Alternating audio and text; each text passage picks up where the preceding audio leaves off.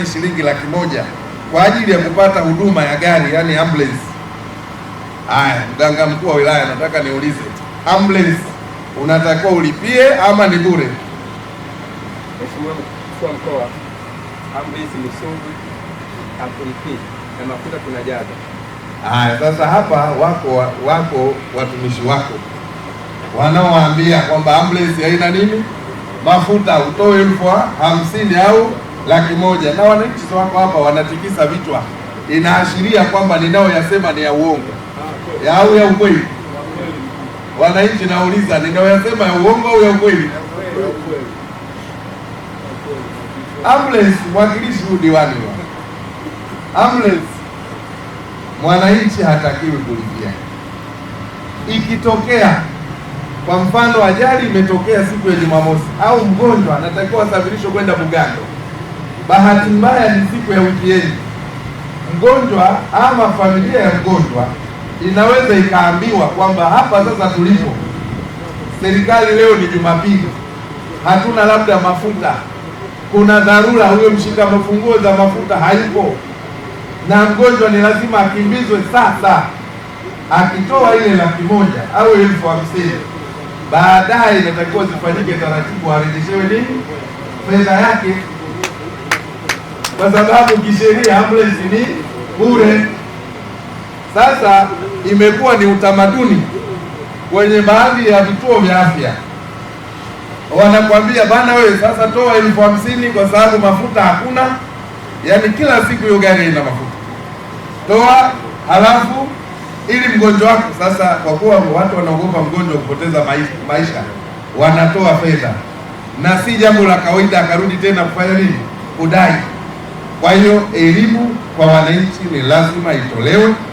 Ambulance ni bure, mwananchi apelekwe kule kama amepewa referral kutoka hapa. Hayo ndio maagizo na sera ya serikali. Ikitokea kwa bahati mbaya mwananchi ametoa fedha, ni lazima fedha hiyo irejeshwe baadaye kwa mhusika huyo, kwa sababu hana haki ya kutoa fedha. Kwa hiyo utaratibu huu, mganga mkuu mfawidhi, na wewe unajua kwamba jambo hilo linafanyika ya watu kuweka mafuta kwenye ambulance kati ya 50,000 na shilingi 100,000.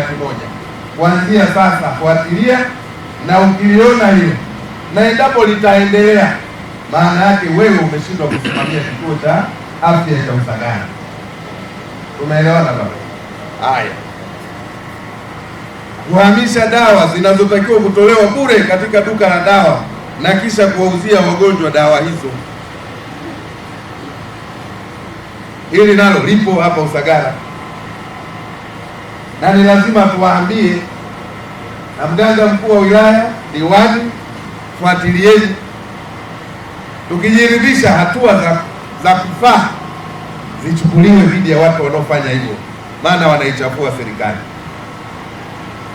Kwa hiyo hayo ni baadhi ya mambo machache ambayo mimi ninayafahamu kupitia vyanzo vyangu mwenyewe, na nimekuja hapa kuwapongezeni kwa kazi nzuri mnayoifanya, lakini pia nimeridhika pia na usafi wa mazingira, lakini nataka dosari hizi ndogo ndogo ambazo nimezieleza hapa zidhibitiwe, kwa sababu ni kero ya wananchi, na ili kituo cha afya kiweze kuwa na mvuto, kikubalike na kipendwe na wananchi, ni lazima kauli njema, kauli nzuri za watumishi wa sekta ya afya ziweze kutolewa kwa wagonjwa.